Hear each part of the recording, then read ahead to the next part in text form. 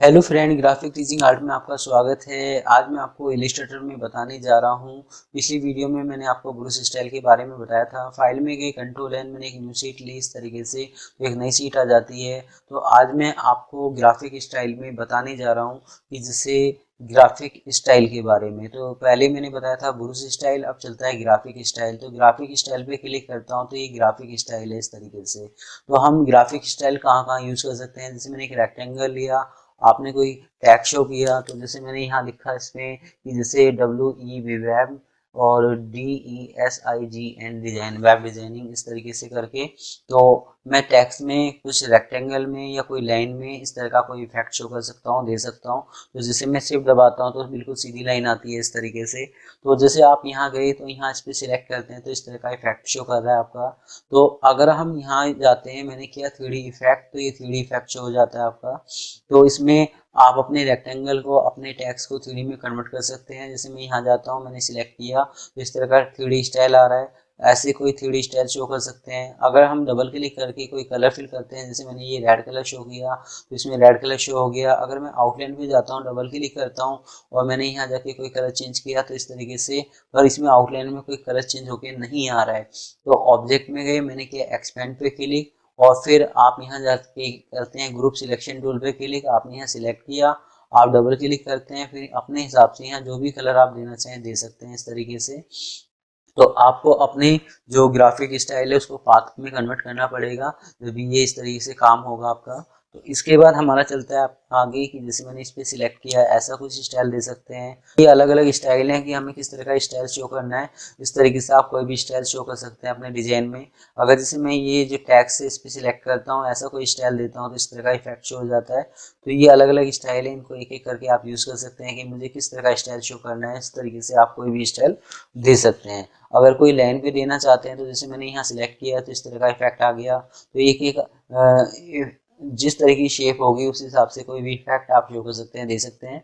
तो मैंने नेक्स्ट पे क्लिक किया तो ये स्टाइल है कुछ इस तरीके से। जैसे मैं इस पे कुछ इस तरीके से कोई स्टाइल है कि ना ना तो फिल कलर है, ना आउटलाइन कलर, इस तरह का कुछ शो कर सकते हैं आप। तो इसमें काफी सारे स्टाइल है, इनको एक एक करके आप यूज कर सकते हैं। जैसे इस तरीके से कुछ है आपका, ऐसा कुछ है।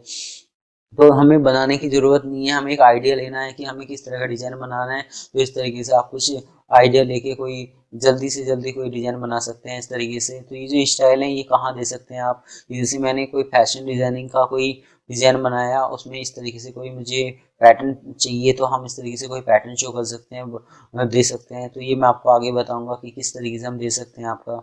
नेक्स्ट पे क्लिक करता हूँ तो ये बेसिक चीज़ें हैं जो मैं आपको बता रहा हूँ कि इस तरीके से आपको नॉलेज होनी चाहिए कि आप पता ये पहले से बनी हुई हैं और आपको बनाने की ज़रूरत नहीं हो। तो जैसे ये रेक्टेंगल है कितना अच्छा बन के आया है, इसके ऊपर अगर हम कोई टैग शो करते हैं कि जैसे एडमिशन ओपन इस तरीके से, या कोई विजिटिंग कार्ड बनाते हैं तो बहुत जल्दी बना सकते हैं इस तरीके से कुछ। तो ये अलग अलग स्टाइल हैं, जिस तरीके से आप देना चाहें दे सकते हैं इस तरीके से। मैं नेक्स्ट पे क्लिक करता हूँ, नेक्स्ट पे क्लिक करने के बाद ये काफ़ी सारे स्टाइल आ गए। ऐसे कोई किसी का बटन बना सकते हैं, बटन के ऊपर कोई भी नाम दे सकते हैं। अब मैंने नेक्स्ट पे क्लिक किया, नेक्स्ट पे क्लिक करने के बाद जैसे इस तरह का कुछ इफेक्ट है, ऐसा कोई इफेक्ट है। जैसे कीबोर्ड बनाना है तो कीबोर्ड के जो बटन होते हैं वो थोड़े से उभरे हुए होते हैं, तो इस तरह का आप इफेक्ट शो कर सकते हैं, बना सकते हैं। जैसे इस तरह का कोई शेडो टाइप की दे सकते हैं आपका। तो इसमें अगर जैसे मैंने इसमें यहाँ सिलेक्ट किया तो ओनली आउटलाइन शो कर रहा है, इस तरीके से कोई आउटलाइन वाला इफेक्ट शो कर सकते हैं।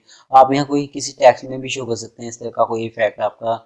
नेक्स्ट पे क्लिक करता हूँ, जैसे मैंने यहाँ सिलेक्ट किया इसको तो इस तरह का कोई इफेक्ट आपका शो हो रहा है, ऐसा कुछ शो कर सकते हो। अब जैसे मैं यहाँ टेक्स्ट पे जाता हूँ, मैंने इस तरह का शो करा तो टेक्सचर इसके अंदर आ रहा है टेक्स्ट में। तो बहुत जल्दी काम हो जाता है इस तरीके से जो भी आप बनाना चाहें। अब जैसे इसके बाद हमारा चलता है नेक्स्ट पे क्लिक।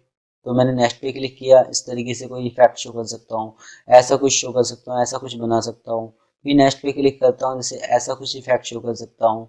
और इसके बाद फिर नेक्स्ट पे क्लिक किया तो ये अलग अलग इफेक्ट हैं कि हमें किस तरीके से पैटर्न बनाना है, टेक्सचर बनाना है, इस तरीके से आप बना सकते हैं। तो काफ़ी सारे स्टाइल हैं जो हम कर सकते हैं। अब मैं इसमें एक चीज़ और बना के दिखा रहा हूँ आपका। जैसे मैंने कंट्रोल A किया, डिलीट करता हूँ मैं इसको। आप यहाँ पेन टूल पे जाते हो तो पेन टूल में क्या है कि ये है फिल कलर, ये आउटलाइन कलर है। अगर मैंने किया नन, मुझे ओनली आउटलाइन कलर शो करना है तो ये आउटलाइन कलर शो कर रहा है। अगर आप यहाँ जाके इसको कैप लॉक को ऑफ करते हैं तो अभी जैसे ये प्लस का आइकन आ रहा है, तो जैसे मैंने इसमें किया यहाँ जाके इस पे क्लिक, तो जैसे प्लस का आइकन की जगह गुना का आइकन आ रहा है, तो मैंने इस पर क्लिक किया तो पेन टूल शो कर रहा है आपका। अब मैं इसमें कोई स्टाइल बना के दिखा रहा हूँ थोड़ा सा सिंपल सा। तो जैसे मैंने एक पॉइंट यहाँ दिया, एक पॉइंट मैं यहाँ देता हूँ इस तरीके से, एक पॉइंट मैंने यहाँ दिया, ऐसा कुछ शो कर रहा हूँ मैं, ऐसा कुछ बना रहा हूँ आपका। जैसे इस तरीके से कुछ ऐसा शो किया और इसको यहाँ एडजस्ट कर दिया। अब एडजस्ट करने के बाद मैं क्या करता हूँ, यहाँ जाके ओल्ड दबा के मैंने इसकी कॉपी ली, और कॉपी लेने के बाद हम क्या करते हैं, आप यहाँ कंट्रोल दबाएंगे तो इस तरीके से कॉपी आ जाएगी। तो ये दूसरी साइड में शो कर सकते हैं। तो ये चीज़ मैं आपको अंदर से बताऊंगा कि हम ऐस मतलब आमने सामने करने के लिए यहाँ से भी यूज कर सकते हैं टूल्स। अब इन दोनों को मैं सिलेक्ट करता हूँ इस तरीके से। सिलेक्ट करने के बाद अब जैसे हम विंडो में गए, विंडो में क्या है कि जैसे आप विंडो में गए, आपने अलाइन पे क्लिक किया, अलाइन पे क्लिक करने के बाद जब आप अलाइन करते हैं तो साइड में ये इस तरीके से आ जाता है, तो आप वेल ट्रिम कर सकते हैं। तो जैसे मैंने इसको सिलेक्ट किया, मैंने किया यहाँ देखिए वेल, तो ये पूरी एक शेप बन जाती है इस तरीके से। अब हम यहाँ जब इस पे फिल पे क्लिक करते हैं तो इस तरीके से कोई पैटर्न बना सकते हैं, ऐसा भी कोई आप डिजाइन शो कर सकते हैं, ऐसा कुछ डिजाइन बना सकते हैं। तो एक नया पैटर्न बन के आ रहा है आपका।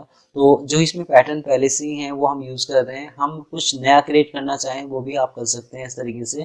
तो मैं आपको आगे बताऊंगा, वो ऑब्जेक्ट में बार में एक नया पैटर्न के लिए है, आप यहाँ से बना सकते हैं। तो इस तरीके से आपने कोई भी शेप बनाई, जैसे फैशन डिजाइनिंग वाले हैं वो क्या करते हैं कि जैसे ब्रूस पेंटिंग या पेंसिल से कोई डिजाइन बनाते हैं, तो वो स्केच यहाँ इस तरीके से बनाएंगे और अपना कोई टेक्सचर यहाँ बना सकते हैं, दे सकते हैं। तो फैशन डिजाइनिंग के लिए भी है। अगर आप कोई ग्राफिक डिजाइनर हैं तो आप इस तरीके से कोई डिजाइन बना सकते हैं, विजिटिंग कार्ड का है, पैम्पलेट है, पोस्टर है, वाउचर डिजाइनिंग है, तो इस तरीके से आप कर सकते हैं। तो ये था आपका यहाँ ग्राफिक स्टाइल। आप जब यहाँ गए, मैंने किया यहाँ जाके, ये था आपका यहाँ कि आप ओपन लाइब्रेरी पे क्लिक करते हैं तो ये लाइब्रेरी है आपकी, कि आप इस तरीके से एक ओपन लाइब्रेरी आप इंटरनेट से भी यूज कर सकते हैं कि मुझे कोई बाहर से कोई स्टाइल लाना है तो आप यहाँ से इस तरीके से ला सकते हैं।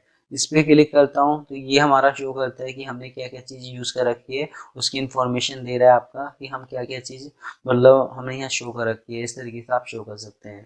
तो आज ये वीडियो आपको कैसी लगी आप मुझे ज़रूर बता सकते हैं। धन्यवाद।